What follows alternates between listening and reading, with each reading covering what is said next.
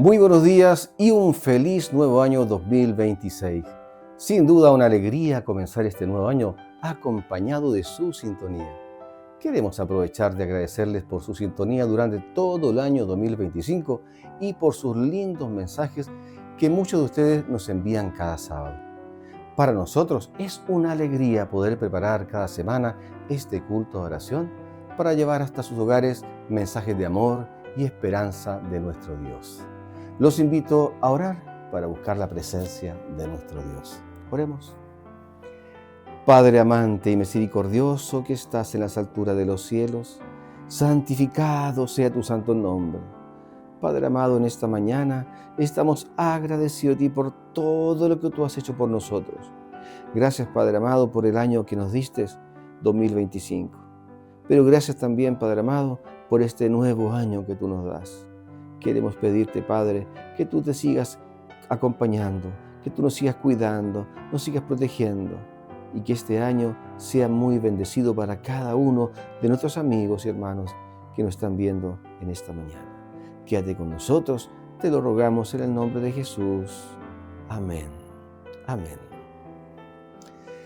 Muy bien, queremos saludar a quienes nos han enviado mensajes durante la semana a nuestro canal.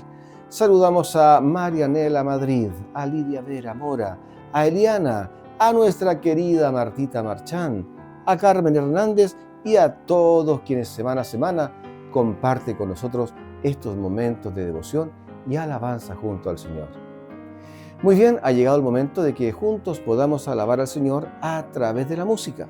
Cantemos y alabemos al Señor con estos himnos.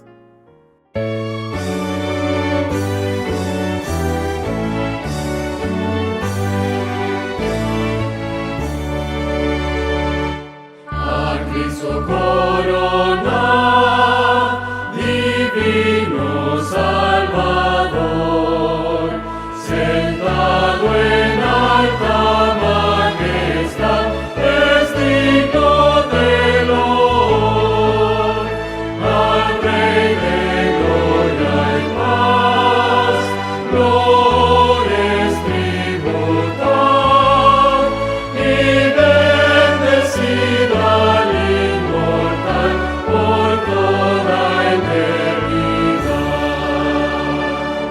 A Cristo coronad, Señor. de nuestro amor. Al triunfante celebra, glorioso vencedor. Potente Rey de paz, el triunfo consumó.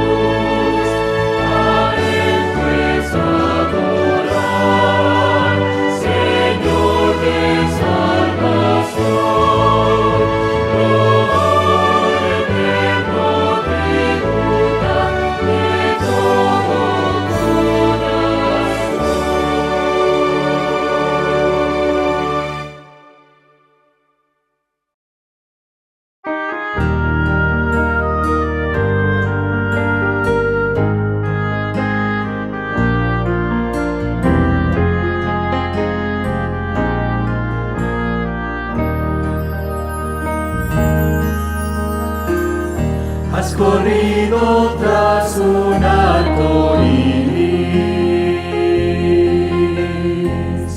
y ahora muy cansado estás.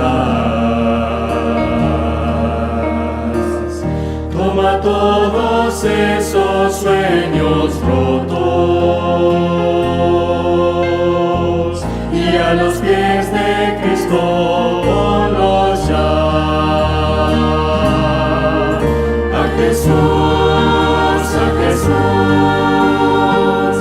A Jesús entrega todo, sueños rotos y heridas del corazón.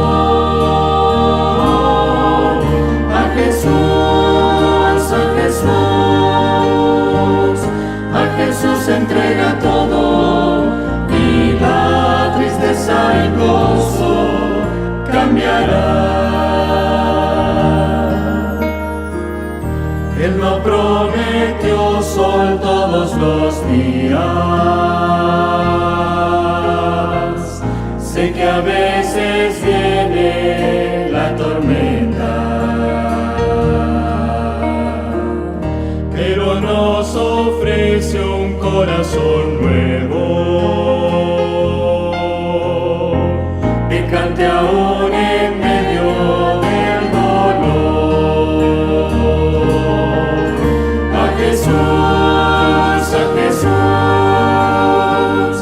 A Jesús entrega todo, sueños rotos y heridas del corazón.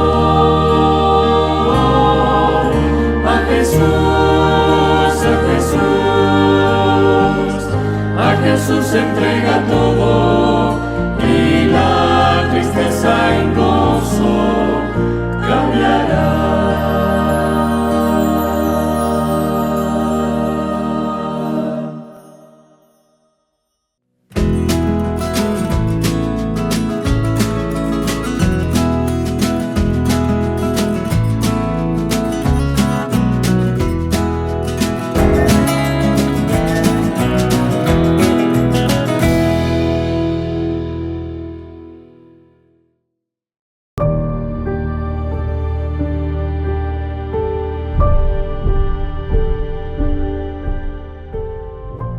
Cada 20 minutos alguien en el Pacífico pierde un miembro debido a las diabetes. La epidemia silenciosa ha devastado familias y comunidades en la región. Pero hay esperanza. La campaña 10.000 dedos de los pies, una iniciativa del Departamento de Salud de la División Pacífico Sur, está sobreatacando. Presente en 13 países, cuenta con más de 11.000 embajadores entrenados. Llega incluso a comunidades más remotas, ofreciendo intervenciones de salud que cambian vidas con clínicas móviles por tierra y por mar. Y eso es posible gracias a la ofrenda al 13º sábado. La diabetes es la mayor crisis en el Pacífico Sur. Cada día en las Islas Salomón mueren 8 personas por enfermedades no transmisibles y la mayor causa se relaciona con complicaciones debido a la diabetes. Barcrit, un suburbio de la capital, Honiara, es una poderosa historia de transformación famosa por disturbios, incendios y hospitalidad debido a las tensiones étnicas a fines de los 90 y principios de los 2000. Pocos querían ir allí, pero la campaña 10.000 dedos de los pies trajo el cambio, abordando las necesidades básicas de la comunidad, salud, estilo de vida y crecimiento espiritual. El programa abrió puertas de salud y esperanza, causando un profundo impacto. La campaña 10.000 dedos de los pies ha sido una cuña poderosa para entrar en comunidades que siempre nos han evitado como Iglesia Adventista del Séptimo Día. Y hoy estamos compartiendo estudios bíblicos gracias a este programa. Y por eso el comisionado de policía llega aquí y dice, oigan, ¿qué hicieron? ¿Podemos aprender de ustedes? ¿Y podemos replicar lo que sucede en la comunidad de Bones Creek en otras comunidades que tienen los mismos problemas? En el fondo, la campaña 10.000 dedos de los pies se trata de empoderar a la gente para vivir vidas más sanas con exámenes de salud, enseñando estilos de vida y capacitando embajadores. Al enfocarse en la salud física, el programa abre los corazones para la transformación espiritual, mostrando a la gente a Jesús y su mensaje de esperanza. Entrar en este programa impactó de gran manera mi vida, especialmente en mi salud. Antes pesaba 84 kilos aproximadamente. Siguiendo este programa, mi peso se redujo como 10 kilos.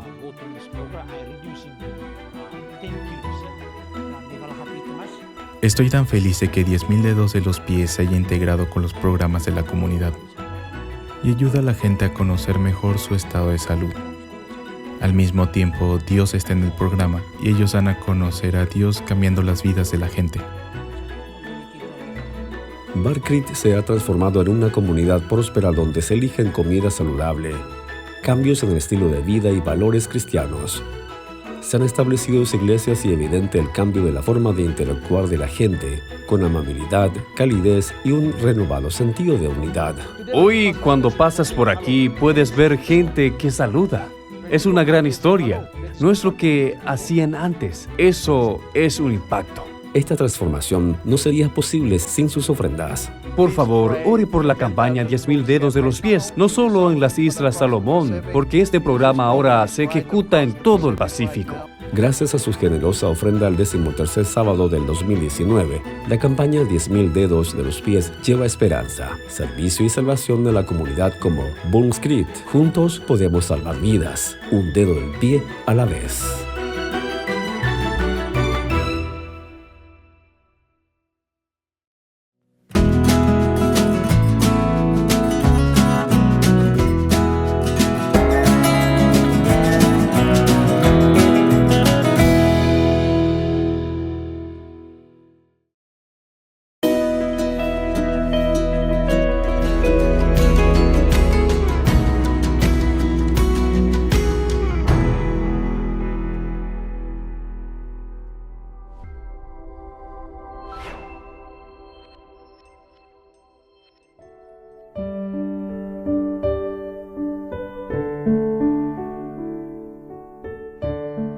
Hola, mi amigo querido, qué alegría, estamos entrando a un nuevo año y un nuevo periodo de estudios. Esta es la lección número 1 para el 3 de enero del año 2026. Y el título de la lección es Perseguidos pero no olvidados. Sabes, durante este trimestre vamos a estudiar las epístolas a los Filipenses y a los Colosenses. Ambas cartas fueron escritas por Pablo. Pablo fundó la iglesia de Filipos, donde vivían los filipenses, pero no visitó nunca la iglesia de Colosas, donde vivían los colosenses. Sin embargo, él escribió una carta también para los hermanos de Colosas, a quienes nunca los visitó. Bueno, el propósito de la lección de esta semana es mostrarnos que a pesar de las circunstancias adversas de la vida, Dios no ha perdido el control. Y aunque desde el punto de vista humano todo salga mal, desde el punto de vista humano, pues todo lo que sucede en la vida de los cristianos es para el bien, no solo del cristiano, sino su influencia positiva, su manera de reaccionar delante de la adversidad, delante de la tristeza, puede influir en mucha gente a su alrededor. Entonces, vamos al primer subtítulo, Pablo, el prisionero de Jesucristo.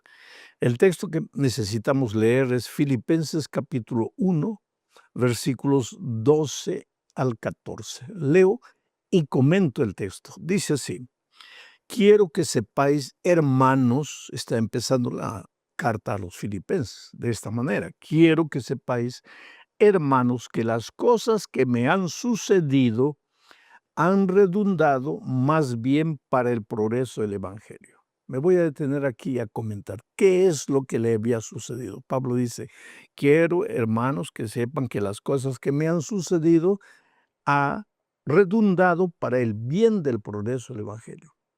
Es que cuando Pablo escribió la carta a los filipenses, estaba preso. Ahora, Pablo podría tranquilamente preguntarse y decir, ahora, si yo estoy cumpliendo la misión de predicar el Evangelio, si soy un siervo fiel de Dios, si viajo de un lado para otro llevando el mensaje del Evangelio, lo mínimo que Dios podría hacer conmigo es cuidarme, es protegerme. Pero ahora preso, no solo por el sufrimiento que todo preso experimenta, sino preso, limitado por 4 paredes, ¿cómo voy a continuar cumpliendo la misión? Perfectamente, si Pablo pensase de esa manera, estaría en lo correcto. ¿Cómo es que si Dios quiere evangelizar al mundo y Pablo es un instrumento poderoso para eso, no lo protegió? ¿Por qué lo llevaron a la cárcel? Aquí está una de las primeras lecciones que necesitamos aprender. El versículo siguiente, el versículo 13, lo explica y sigo leyendo. Dice, de tal manera que mis prisiones se han hecho patentes en Cristo en todo el pretorio y a todos los demás. Si Pablo no hubiera caído preso, las grandes autoridades de aquel tiempo no hubieran oído hablar de Pablo ni oído hablar del Evangelio. Pero gracias a la prisión de Pablo, el mensaje tanto de Pablo como la persona de Pablo llegó hasta las autoridades de aquellos días. O sea, tal vez el diablo permitió que las autoridades prendiesen a Pablo para impedir que continuase predicando el Evangelio. Pero ese mal, aparente mal, Dios lo tomó y lo redundó en bien, lo transformó en bien. Y es por causa de eso que el mensaje llegó a las autoridades de aquellos días. Y más todavía, leo el versículo 14 ahora, dice así, y la mayoría de los hermanos, cobrando ánimo en el Señor con mis prisiones, se atreven mucho más a hablar de la palabra sin temor. O sea, la iglesia también fue inspirada, porque al ver que Pablo estaba preso, ellos dijeron, pues si el gran apóstol sufre persecución por causa de la palabra de Dios, ¿por qué nosotros no? Y entonces el amor por Cristo y por la evangelización aumentó en la iglesia, porque las circunstancias tristes que Pablo vivía sirvieron de inspiración para la iglesia y para el trabajo misionero de la iglesia. Vamos a la segunda parte de este estudio bajo el título de Pablo encadenado. Aquí se refiere a cómo Pablo fue encadenado en la ciudad de Filipos. Tal vez voy a detenerme un poco para explicar lo siguiente. En su segundo viaje misionero, Pablo llegó a Troas. Pero ahí en Troas un ángel le apareció y le dijo, de noche, ¿te acuerdas de eso? Pasa a Macedonia y ayúdanos. Al día siguiente, Pablo, acompañado de Timoteo, pasaron a Macedonia. Llegaron al puerto de Neápolis, ya en el territorio de Grecia. Hoy día Neápolis no existe, le han cambiado el nombre, es la ciudad de Kavala. Dios me dio el privilegio de visitar Kavala y de ir de Kavala a Filipos. Hay más o menos 16, 17 kilómetros. Y llegó a Filipos, que era una grande capital, una grande ciudad. Y allí había unos hombres que se aprovechaban de una chica que era poseída por el demonio para decir que adivinaba la vida de las personas. Pablo reprendió a la muchacha, el demonio salió y por causa de esto, esos comerciantes, pues ahora ya la chica sin el demonio no andaba hablando tonterías y ellos perdieron dinero y se quejaron con las autoridades y fue así que prendieron a Pablo. Mira lo que dice Hechos 16, 22 al 24. Y se agolpó el pueblo contra ellos, y los magistrados, rasgándoles las ropas, ordenaron azotarles con varas. Después de haberles azotado mucho, los echaron en la cárcel, mandando al carcelero que los guardase con seguridad, el cual, recibido este mandato, los metió en el calabozo de más adentro y les aseguró los pies en el cepo. Pablo y Silas, pero Timoteo también estaba presente. Ahora, ¿por qué no prendieron a Timoteo? No se menciona a Timoteo, se menciona a Pablo y Silas, pero en este tercer viaje Timoteo los acompañaba. Pablo y Silas estaban presos. El relato bíblico mencionó a Pablo y Silas. Vuelvo a repetir, si Pablo tenía que fundar la iglesia en Filipos, ¿por qué Dios permite que quede preso? Sin embargo, fue a raíz de su prisión que sucedió la conversión del carcelero de Filipos. ¿Te das cuenta? Y ese carcelero de Filipos no se bautizó solo, se bautizó él y toda su familia. Y ellos fueron de los primeros conversos de Filipos. No fueron los primeros, estaban entre los primeros, porque la primera persona que se bautizó en Filipos, de acuerdo al relato bíblico, es una mujer. Y voy a leer el texto bíblico y aquí estamos ya entrando a la tercera parte del estudio, Pablo en Filipos. Aquí vamos a ver cómo empezó la obra. Hechos 16, 14 y 15 dice lo siguiente. Entonces una mujer llamada Lidia, vendedora de púrpura de la ciudad de Tiatira, que adoraba a Dios, estaba oyendo y el Señor abrió el corazón de ella para que estuviese atenta a lo que Pablo decía. Y cuando fue bautizada y su familia, nos rogó diciendo, si habéis juzgado que yo sea fiel al Señor, entrad en mi casa y posad, y nos obligó a quedarnos. Pablo llegó a Filipos. Antes de ser preso, llegó a Filipos. El sábado, en las ciudades donde él estaba, él buscaba la sinagoga para alabar a Dios en el sábado y para aprovechar y hablar de Jesús para los judíos. Pero aparentemente en Filipos no había sinagoga.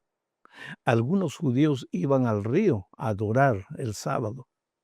Pablo descubrió esto y se dirigió también al río. Pero mientras estaba conversando del Señor Jesucristo con los judíos, una mujer llamada Lidia parece que estaba lavando ropa ahí en el río. ¿Y qué sucedió? Esta mujer escuchó las palabras de Pablo. Y aunque no se registra que algún judío hubiese aceptado el evangelio, la mujer sí lo hizo. Y le dijo Pablo, yo le entrego mi vida a Cristo. Fue bautizada ella y su familia. Y después le dijo, por favor, a los apóstoles, les dijo, quédense aquí en mi casa. Y fue así como comenzó el núcleo. Después vino la prisión de Pablo, se bautizó el carcelero de Filipos y la iglesia fue creciendo y fortaleciéndose allí en Filipos. Un tiempo después, Pablo, cuando salió de Filipos, no podía volver personalmente, aunque volvió en una ocasión, pero no podía estar viniendo frecuentemente para alimentar y cuidar de la iglesia. Entonces escribió una carta, porque era a través de sus cartas que instruía, enseñaba, animaba, inspiraba a las iglesias por donde él había pasado.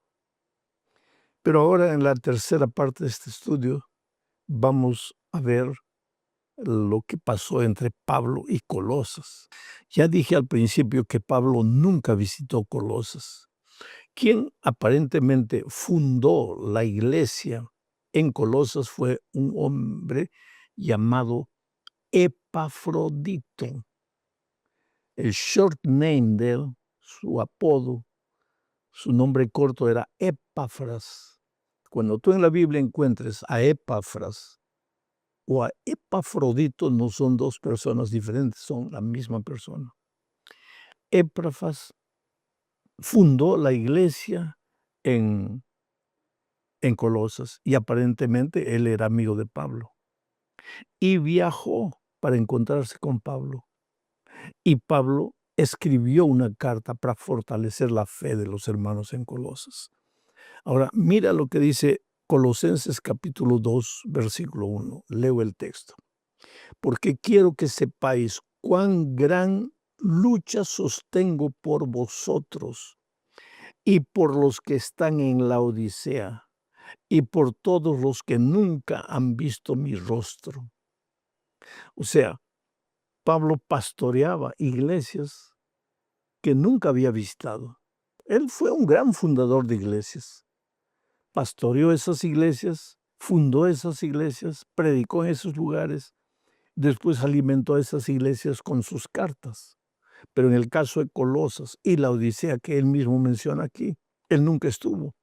Y sin embargo, él sufría por esas iglesias. Es que Pablo era el típico pastor que vivía, sufría por su iglesia.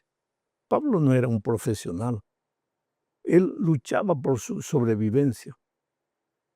Pero él tenía un amor por el Evangelio, por el Señor del Evangelio y lógicamente por las personas que aceptaban el Evangelio. Y se preocupaba para ayudarlas a crecer espiritualmente. Llegamos al final de esta lección estudiando el subtítulo Las iglesias de Filipos y Colosas. Es interesante la manera como Pablo inicia su carta a Filipos, a los filipenses, y también su carta a los colosenses. Voy a leer primero la manera como él escribe a los filipenses. Filipenses capítulo 1, versículos 1 y 2, los primeros dos versículos dicen así. Pablo y Timoteo, siervos de Jesucristo, a todos los santos en Cristo Jesús que están en Filipos, con los obispos y diáconos. Gracia y paz a vosotros de nuestro Padre y del Señor Jesucristo. Mira, lo primero que Pablo menciona en su carta es gracia y paz. Si no tienes gracia, nunca tendrás paz. En la experiencia cristiana, para disfrutar de paz, de alegría, del gozo del Evangelio, tienes que haber llegado a conocer y a probar en tu propia experiencia la gracia del Señor Jesucristo. Porque si tú piensas que en la vida cristiana hay lugar para tu esfuerzo, para tu dominio propio, si tú separado de Jesucristo y de su gracia tratas de ser un buen cristiano, en lugar de tener paz en el corazón vas a tener una neurosis espiritual que muchas veces te puede llevar al fanatismo. Si quieres verdadera paz en Cristo, necesitas estar en Cristo y entender el tema de su gracia. La gracia no te libera de la obediencia. Al contrario, la gracia te capacita para la obediencia, porque un corazón con paz camina en los caminos de Dios. Otro pensamiento interesante de este texto. Dice Pablo y Timoteo, siervos de Jesucristo. El único que escribió fue Pablo. ¿Pero por qué incluye a Timoteo? Porque es parte de su equipo evangelístico. Pablo no era para nada egoísta, para nada personalista. Él incluía a su equipo de trabajo en el ministerio que estaba haciendo. Ahora vamos a analizar los 2 primeros versículos de la epístola de Pablo a los colosenses. Es más o menos lo mismo que le dijo a los filipenses. Mira lo que dice, leo el texto. Pablo, apóstol de Jesucristo por la voluntad de Dios, y el hermano Timoteo, a los santos y fieles hermanos en Cristo que están en Colosas, gracia y paz sean a vosotros de Dios nuestro Padre y del Señor Jesucristo. Ahora quiero añadir algunos pensamientos, quiere decir, quiero comentar algunos pensamientos que están en este texto y que no estaban en el primero. Aquí dice Pablo, apóstol de Jesucristo, por la voluntad de Dios. ¿Tu vida es la voluntad de Dios? Y si eres un compañero pastor, ¿eres un apóstol de Jesucristo por la voluntad de Dios? Si estás en el ministerio por la voluntad de Dios, entonces no te preocupes por lo que los hombres te hagan.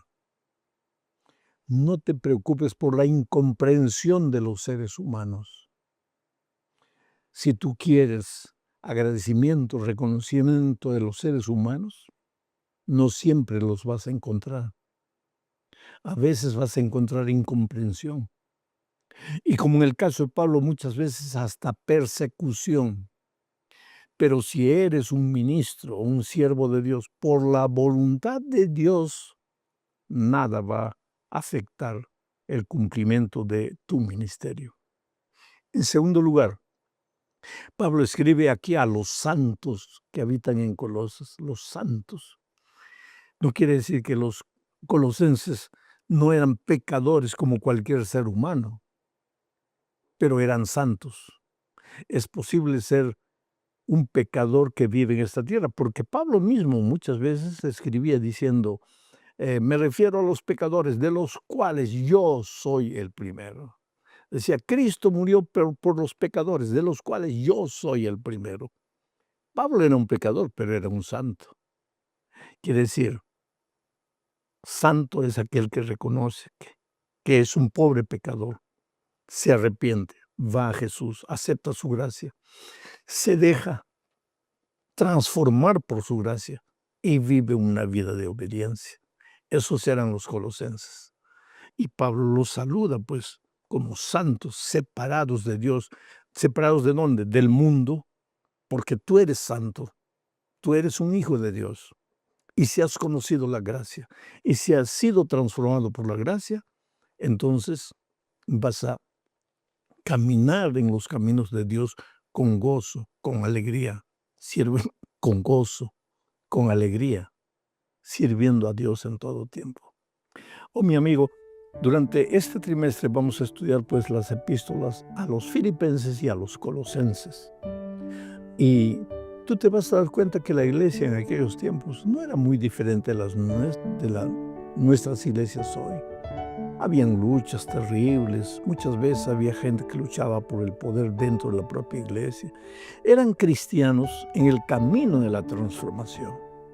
Aceptar a Jesús es instantáneo, pero caminar el camino de la transformación es un camino largo que nos lleva tal vez hasta la venida de Cristo. Cada día con los ojos fijos en Cristo, caminando. Si encuentras en la iglesia algo que no te gusta, o alguien que no te saludó, o alguien que te miró mal, tú no te preocupes con eso. Tú mira a Jesucristo, sigue a Jesucristo, guarda la fe y la esperanza en tu corazón hasta el fin. Un abrazo cariñoso, que Dios te bendiga.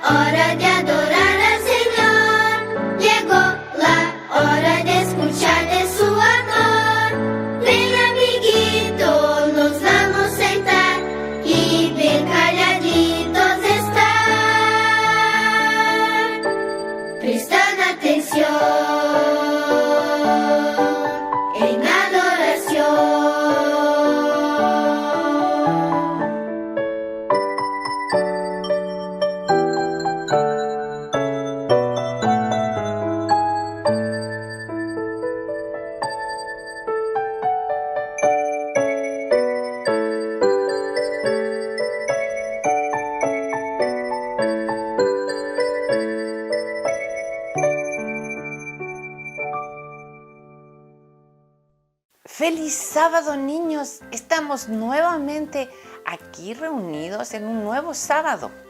¿Para qué? Para alabar y para dar gracias a Dios, para aprender también más de Jesús, para poner en nuestro corazón el ferviente deseo de ser más parecidos a Jesús, cada vez querer ser más parecidos a Jesús. Veamos qué historia tenemos para hoy. El versículo se encuentra en Isaías 14:14. Sobre las alturas de las nubes subiré y seré semejante al Altísimo. ¡Qué palabras tan grandes! ¿Quién quiere ser parecido a Jesús o ser igual a Jesús? La Biblia nos cuenta una historia que sucedió en el cielo. Había un ángel que era maravilloso. Este ángel era hermoso, era el mejor de todos. Estaba pero dotado de muchas cualidades. Este ángel, ¿cómo se llamaba? Se llamaba Lucifer, porque era luz. Donde él andaba, eso era resplendor. Pero este ángel, la Biblia no nos dice, y es una gran inquietud, de que su corazón comenzó a tener una pequeña discordia. ¿Saben lo que a él no le gustó? Estar en la conversación cuando estaban revisando cómo iban a hacer la tierra. Y él comenzó así con la envidia, con el orgullo, porque él quería ser igual a Jesús. Qué terrible, ¿no es cierto? Qué pena que este ángel tan lindo ahora ya tenía algo en su corazón que no era lindo. Comenzó a hablar con otros ángeles en el cielo. Y en el cielo Dios también hizo los ángeles inteligentes, que ellos deciden. No son robots porque Dios dice tienen que hacer esto, los ángeles lo hacen. No, ellos también deciden. Y comenzaron a escuchar lo que decía este ángel, Lucifer. Y Lucifer decía, no, es que es muy exigente. Él solamente quiere que lo adoren a él. Él no es de amor como él dice que es. Y comenzó una batalla en el cielo, una batalla, pero una guerra inmensa. Esa guerra, ¿sabe lo que pasó? 1/3 de esos ángeles tuvo que salir del cielo porque fueron derrotados. ¿Por qué? Porque Dios no le gusta cuando hay envidia en el corazón, cuando no hay reconocimiento del amor de Dios. ¿Y él a dónde vino? Cayó acá, y no es que cayó, sino que vino aquí al planeta Tierra, ¿no es cierto? Y esta guerra que estaba en el cielo ahora está aquí en la tierra. Y nosotros estamos en medio de esa batalla. Cuando en nuestro corazón hay envidia, desobediencia, cuando en nuestro corazón no queremos hacer el bien, es porque aquí se está peleando esa batalla. Pero nosotros ya sabemos que esa batalla ya se ganó. Sabemos que Jesús ya venció esa batalla. Entonces tenemos que estar gozosos, contentos de que esa batalla ya la tenemos ganada si nos tomamos de la mano de Jesús. Si le pedimos ayuda para ser obedientes. Si con Él vamos a estar siempre cuidando y fortaleciéndonos para no ser egoístas, para ser generosos, para que nuestro corazón siempre esté a la bondad, la misericordia, la justicia, para que siempre busquemos hacer lo que Dios quiere.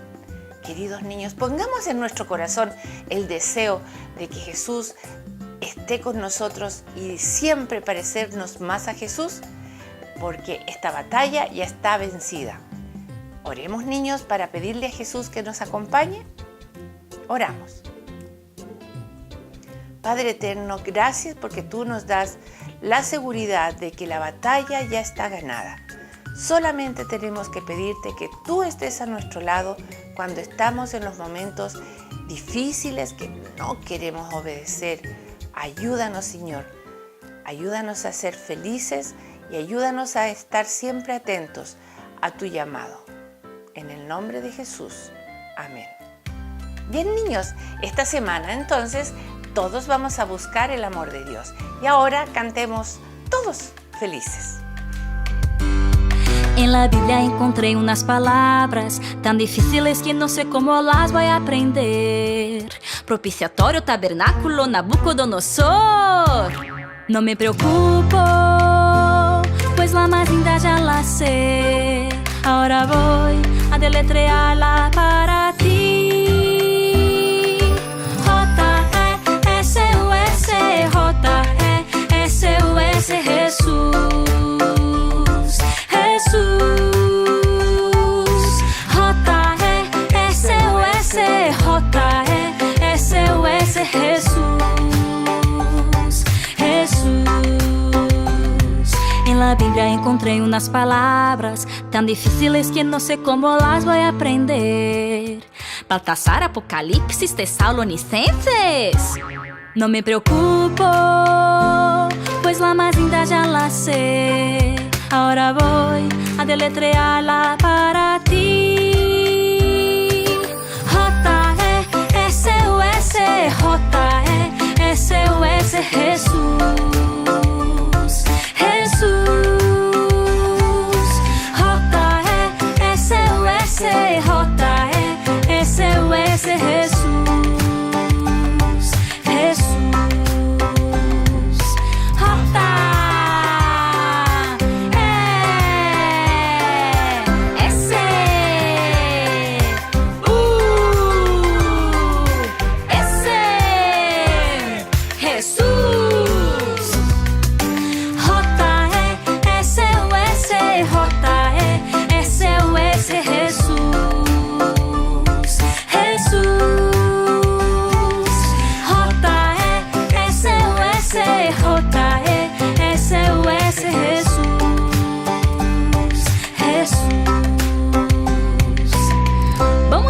Deletrear Tesalonicenses.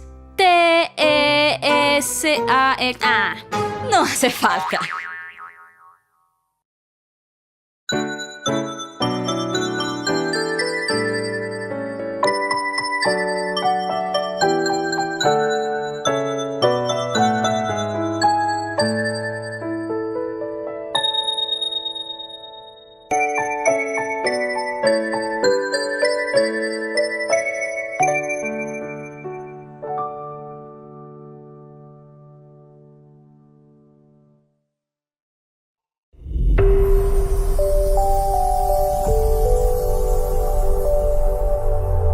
Bienvenido, bienvenida a una mejor manera de vivir.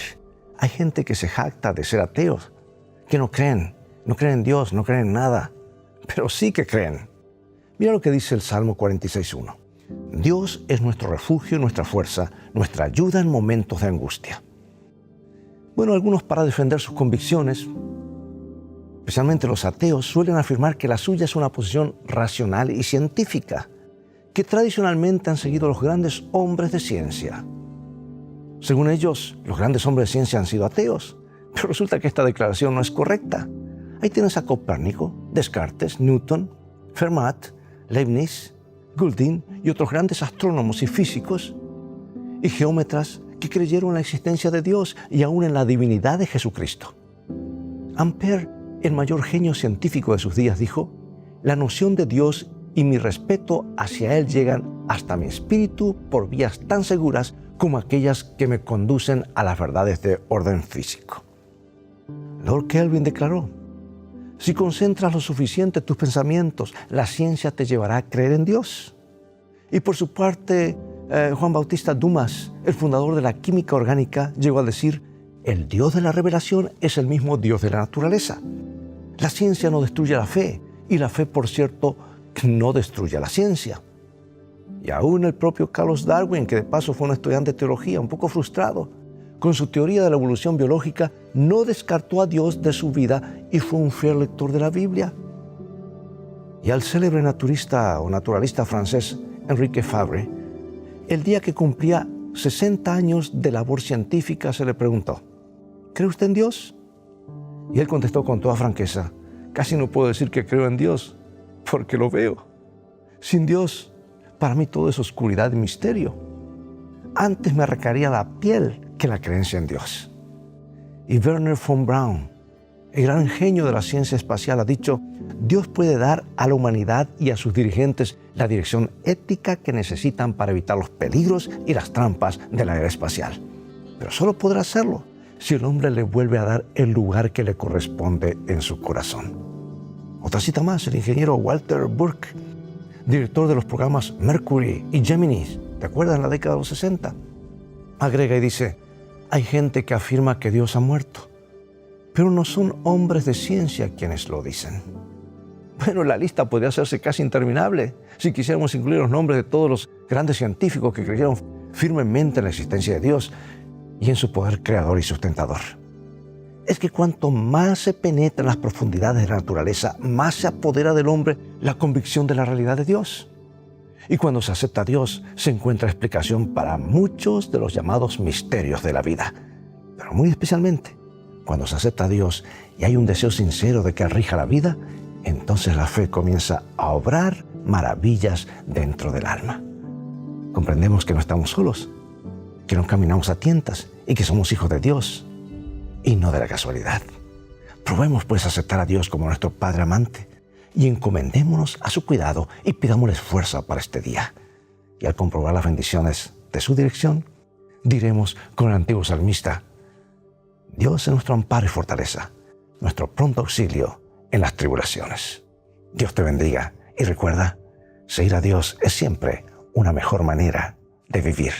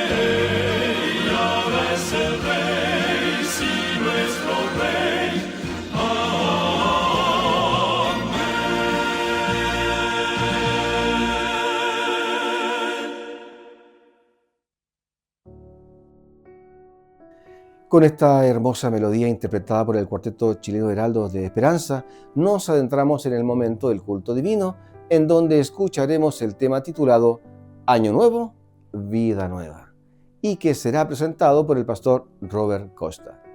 Que este mensaje sea un aliciente para que enfrentemos este nuevo año 2026 en nuestras vidas y por sobre todo en nuestra vida de devoción con Dios.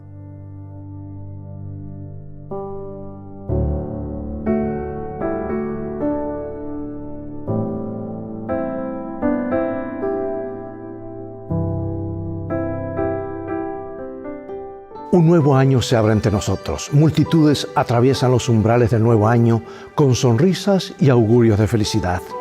Otros, en cambio, con paso cansado, llevan a cuestas la pesada carga de frustraciones que experimentaron el año que terminó. Y el comienzo de un nuevo año no hace sino agigantar en sus corazones el enigma del futuro. Y con el alma cargada de sombras, muchos repiten la misma pregunta: ¿qué nos traerá el año nuevo? En un momento más hablaremos de un personaje bíblico que llegó al fin de otro año y tuvo un incidente muy particular que nos enseña una lección práctica a los que estamos finalizando un año más y a la vez comenzando otro. Toma tu Biblia y mantente en sintonía. Comenzaré con esta historia de hace varios siglos antes de Cristo. En contraste con el gobierno de Acaz está el reino próspero de Ezequías. Desde los tiempos del rey David no se había levantado un rey que obrase tan poderosamente a favor del reino de Dios como fue Ezequías.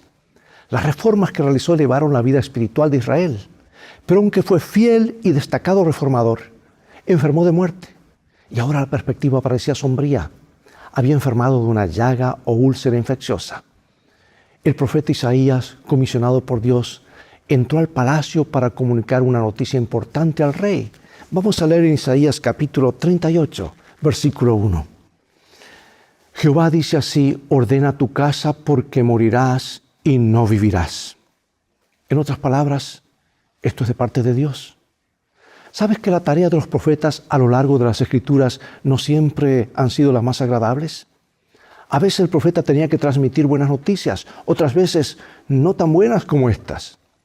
Sin embargo, siempre debía ser fiel en comunicar exactamente el mensaje de Dios sin modificaciones. Y Ezequías tuvo un privilegio que no todos tienen. El Señor le pidió que se preparara porque iba a morir. Ahora yo pregunto, ¿cómo reaccionarías tú si un ángel viniera esta tarde y te dijera eso? ¿Cuál sería tu reacción si te dijeran lo mismo? ¿Desesperación o alegría?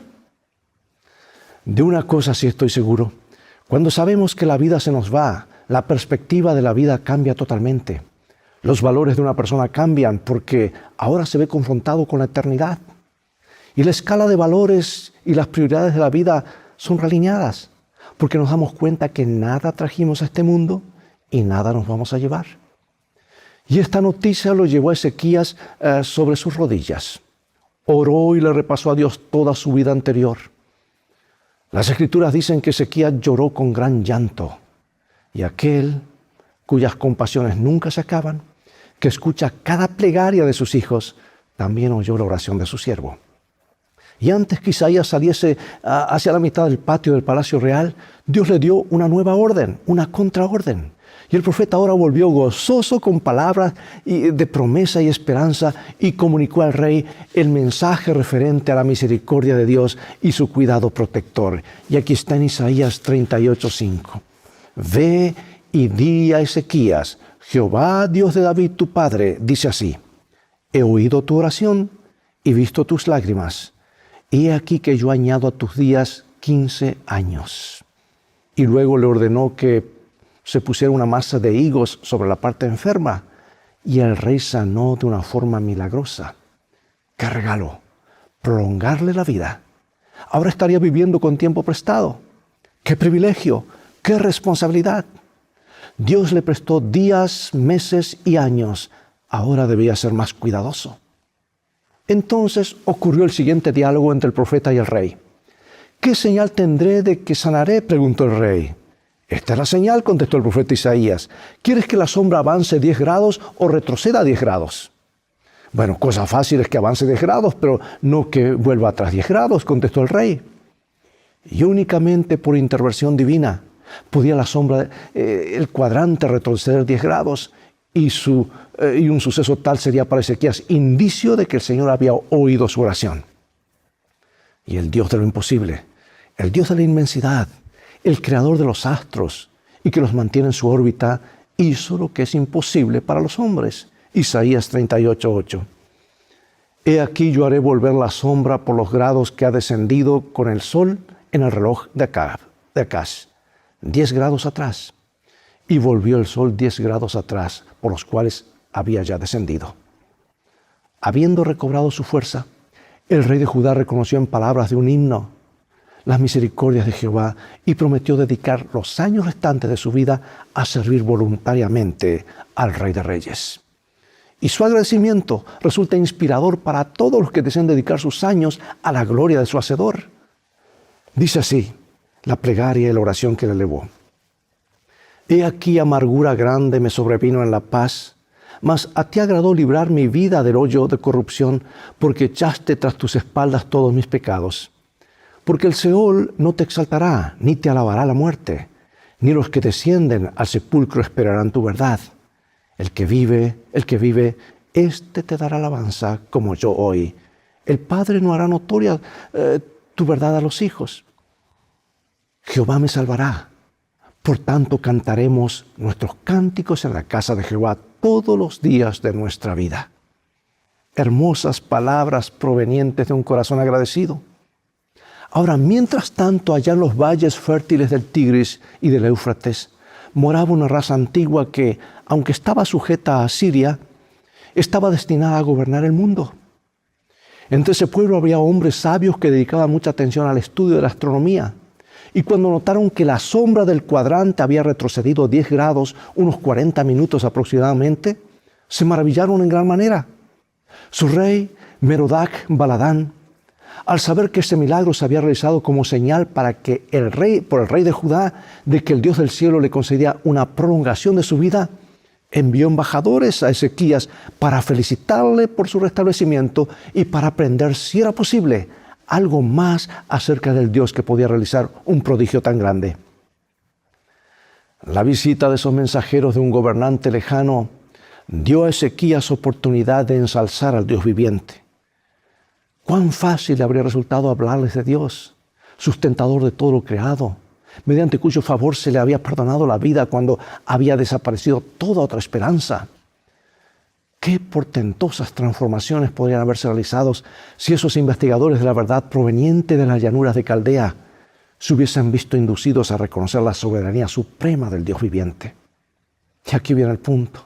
Me gustaría que la historia termine allí. Pero el orgullo y la vanidad se posesionaron del corazón de Ezequías y ensalzándose a sí mismo expuso a ojos codiciosos los tesoros con que Dios había enriquecido a su pueblo. Dice el siguiente capítulo, Isaías 39:2, y se regocijó con ellos Ezequías y les mostró la casa de su tesoro, plata y oro, especias, ungüentos preciosos, toda su casa de armas y todo lo que se hallaba en sus tesoros. No hubo cosa en su casa y en todos sus dominios que Ezequías no les mostrase. No lo hizo para glorificar a Dios, sino para ensalzarse a la vida de los príncipes extranjeros. No se detuvo a considerar que estos hombres eran representantes de una nación poderosa que no temían ni amaban a Dios, y que era imprudente hacerlos sus confidentes con referencia a las riquezas temporales de la nación. La visita de los embajadores a Ezequías estaba destinada a probar su gratitud y devoción. Y el relato en las Crónicas de los Reyes nos dice lo siguiente. Segundo libro de Crónicas nos dice lo siguiente.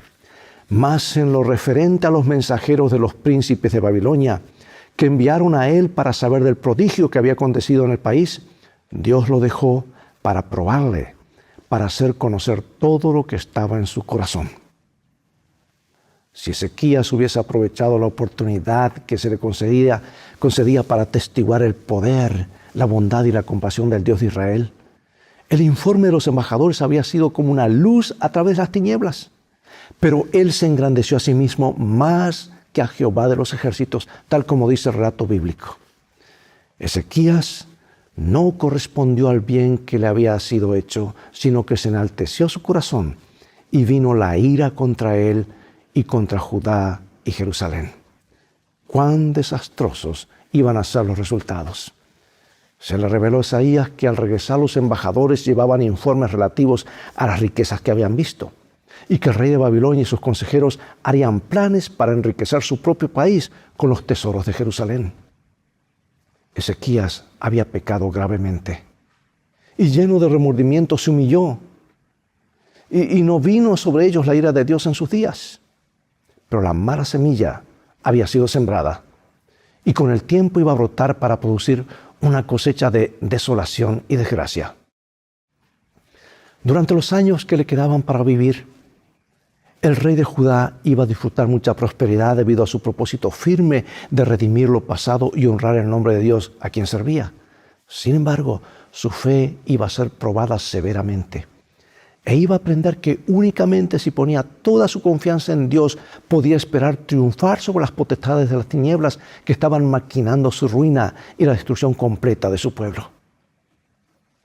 ¿Sabes que el relato de cómo Ezequías no fue fiel a su cometido en ocasión de la visita de los embajadores contiene para nosotros también una lección importante? Necesitamos hablar mucho más de los capítulos preciosos de nuestra experiencia, de la misericordia de Dios, de su bondad, de las profundidades incomparables del amor del Salvador. Aquellos con quienes nos asociamos día tras día necesitan nuestra ayuda, nuestra dirección. Pueden hallarse en tal condición mental que una palabra pronunciada en sazón será como un clavo puesto en lugar seguro. Puede ser que mañana alguna de esas almas se hallen donde ya no se las pueda alcanzar. Por eso pregunto, ¿qué influencia ejercemos sobre esos compañeros de viaje?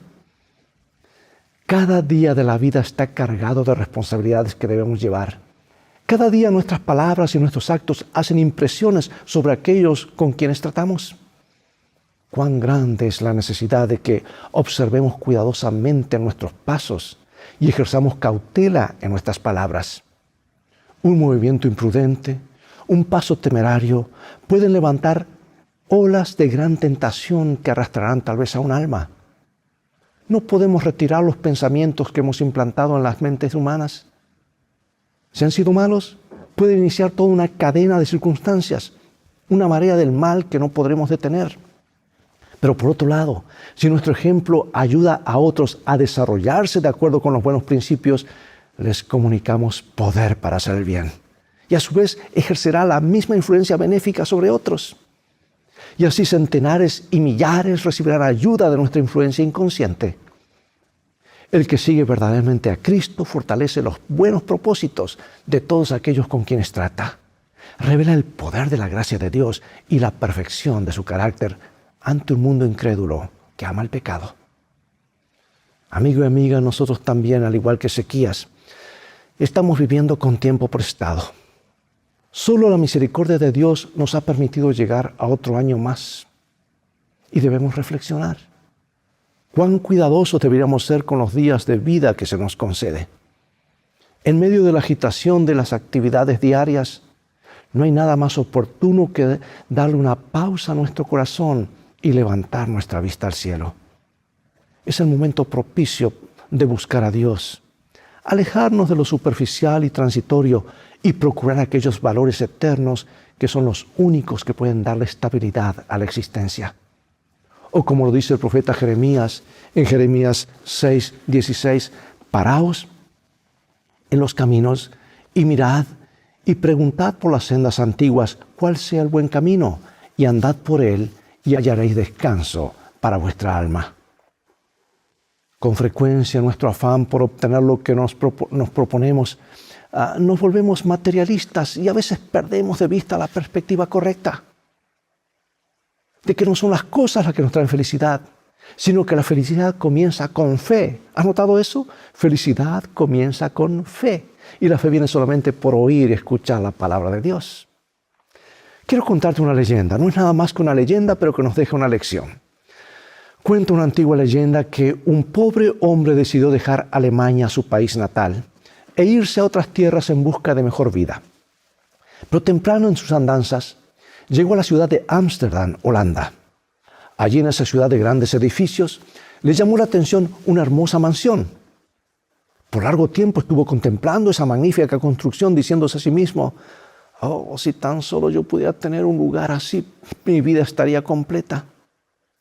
Finalmente, en su alemán nativo, le preguntó a un transeúnte que pasaba: perdóneme, ¿podría usted decirme el nombre de la persona que vive en esa mansión?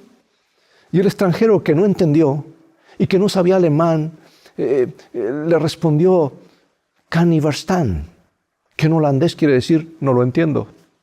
Y pensando que le había dicho el nombre del dueño, el pobre joven se dijo a sí mismo: si yo fuera tan rico como Kan I verstaan, mi vida estaría completa.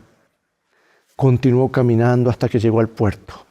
Allí le captó la atención un enorme cargamento de cosas muy valiosas y comodidades lujosas que habían sido descargadas de un enorme buque mercante.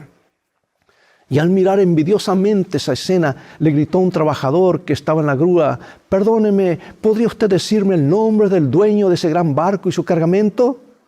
Y el otro lo escuchaba. Kan I verstaan, contestó el hombre. Oh, si tan solo yo fuera tan rico como Kan I verstaan, mi vida estaría completa, se dijo a sí mismo el joven. Siguió caminando hasta que se encontró con una procesión funeral por la calle. Un carruaje negro con un ataúd era llevado por 4 caballos negros, seguido por los deudos que iban caminando. Una campana sonaba a la distancia. El joven se quitó el sombrero y se mantuvo quieto en actitud de respeto, pero no pudo resistir tomar la chaqueta del último deudo y preguntarle pausada y tristemente: ¿cómo se llama la persona que murió, señor? Kan I verstaan, le respondió el deudo. Lágrimas corrieron por las mejillas del joven. Kan I verstaan, dijo medio fuerte, ¿de qué te vale ahora tu riqueza? Ahora toda tu riqueza. Y desde ese momento, cuando era tentado a decir: si solamente yo fuera rico en posesiones materiales, mi vida estaría completa, él pensaba en Kan I verstaan de Ámsterdam, su hermosa mansión, su valioso barco y su pequeña tumba. Amigo, amiga, detente y reflexiona. ¿En qué estás poniendo las prioridades de tu vida? ¿Dónde entonces encontrar seguridad? Jesús habló mucho acerca de esto en el Sermón del Monte y destacó el hecho de que hay cosas de mayor valor que aquellas que perciben nuestros sentidos. Ante una multitud preocupada por su sustento y necesidades diarias, no solamente obró el milagro de proveerles comida en forma milagrosa, sino que les prometió lo que encontramos en esta hermosa promesa de Mateo 6, que nos dice lo siguiente: buscad primeramente el reino de Dios y su justicia, y todas estas cosas os serán añadidas.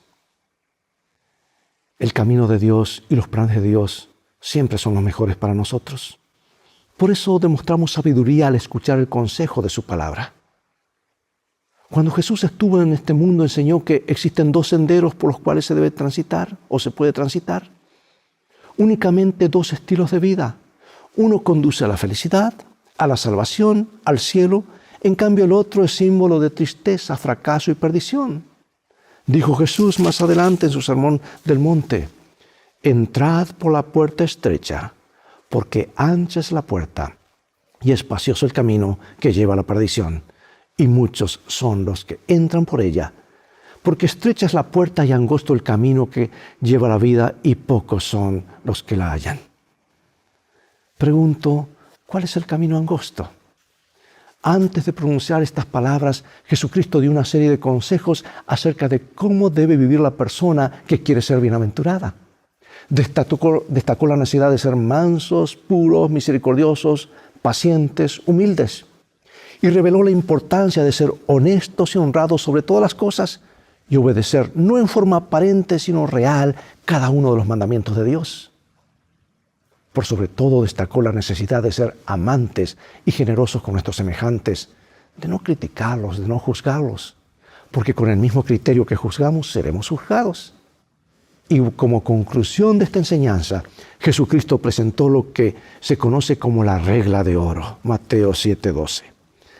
Así que todas las cosas que queráis que los hombres hagan con vosotros, así también haced vosotros con ellos, porque esto es la ley y los profetas. Inmediatamente después de estas palabras, instó a transitar por el camino angosto, es decir, el camino del renunciamiento, del servicio, del amor a Dios y al prójimo, siendo Él mismo nuestro ejemplo. ¿Sabes que la senda angosta no siempre es la más fácil, pero es la más segura, la que conduce a la vida eterna? Necesitamos depender totalmente de Jesús, porque solo tomados de su mano y renovados por su Espíritu, comenzaremos verdaderamente un año nuevo. No nuevo en apariencia porque así lo determina el calendario, sino nuevo en su profundo contenido. Nuevo porque nos dominan nuevos propósitos y actitudes. Porque un nuevo poder y una nueva vida palpitan dentro de nosotros. El poder de la vida de Jesús. Y ahora, para finalizar, algunas preguntas de reflexión. ¿Has desperdiciado muchas de las oportunidades que el año viejo te ofreció de formar hábitos correctos y edificar un carácter justo? ¿Has hecho de ti todo lo que Dios quería? ¿Sabes más acerca de la verdad bíblica que hace un año? ¿Has practicado el dominio propio, procurando ser santificado diariamente por la verdad para que tu vida pudiese reflejar la luz sobre el sendero de otros? ¿Has tratado de descubrir y corregir en todo defecto tendiente a apartarte de otros o apartar de otros del sendero de la estricta rectitud? ¿Ha sido tu vida de tal manera moldeada por la palabra y el Espíritu de Dios como para hacer de ti una bendición para cuantos estén en contacto contigo? Como ves, hay muchas preguntas que podemos hacernos para reflexionar. Y cada uno deberíamos formularnos la pregunta más seria de la vida. Señor, ¿qué quieres que haga? Y aquí está, tienes en tus manos lo que se convertirá en tus 365 nuevas oportunidades, únicas e irrepetibles. 24 horas cada uno de los 365 días en los que entretejerás tus planes y tus realidades, tus alegrías y tus penas, tus días de sol y también los nublados. Y aquí tienes el capital más valioso, un año entero que Dios te presta. Nadie, excepto Dios, te lo podrá quitar. Así que vigila para que no te lo roben el descontento, el rencor o la amargura. Por ahora no somos eternos. Vivimos en un pedacito de tiempo prestado por Dios. Usémoslo sabiamente. Usa tu tiempo hoy para trabajar. Es el fundamento del progreso. Usa tu tiempo hoy para ser amigable, porque es el camino que conduce a la felicidad. Usa tu tiempo hoy para reír. Es la música del alma. Usa tu tiempo hoy para ser cortés, porque es señal de buena educación. Usa tu tiempo hoy para leer. Es la base de la sabiduría. Usa tu tiempo hoy para amar. Un día es demasiado corto para ser egoísta. Usa tu tiempo hoy para comulgar con Dios, porque es la puerta que se abrirá para mostrarte el camino a la vida eterna. Dice la Escritura, enséñanos de tal modo a contar nuestros días que traigamos al corazón de sabiduría, dijo el salmista. Dios te bendiga a lo largo de los 365 oportunidades de amar y servir durante el año que tienes por delante, hasta que juntos entremos en el tiempo sin tiempo de la eternidad. Abre tu corazón a la influencia del Espíritu Santo. Entrégale tu vida a Jesús. Podrán venir pruebas y sinsabores, pero si pones cada día tu confianza en Jesús, te sentirás sostenido, sostenida por su gracia y su misericordia. Un año más que pasa la historia. Un año más cerca del regreso de Jesús. Que en este nuevo año, que el Señor te ofrece, se escriba en las páginas más gloriosas de tu existencia. Acompáñame a orar. Padre de amor, gracias por concedernos otro año más de vida. Ayúdanos a hacer las decisiones correctas este año y sobre todo seguir tu consejo en tu sagrada palabra.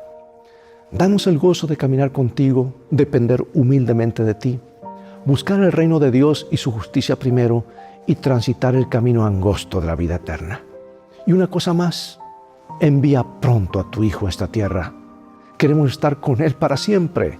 En su nombre lo pedimos. Amén. Muy bien, estamos llegando al final de nuestro programa. Que el Señor les bendiga y les acompañe y siga con nosotros, que ya viene el culto en vivo, en directo, desde nuestro templo. Esperamos encontrarnos nuevamente el próximo sábado a las 10 de la mañana, en punto, en el nuevo culto de adoración. Que tengan una linda tarde de sábado. Jehová te bendiga y te guarde. Jehová haga resplandecer su rostro sobre ti y tenga de ti misericordia. Jehová alce sobre ti su rostro y ponga en ti paz.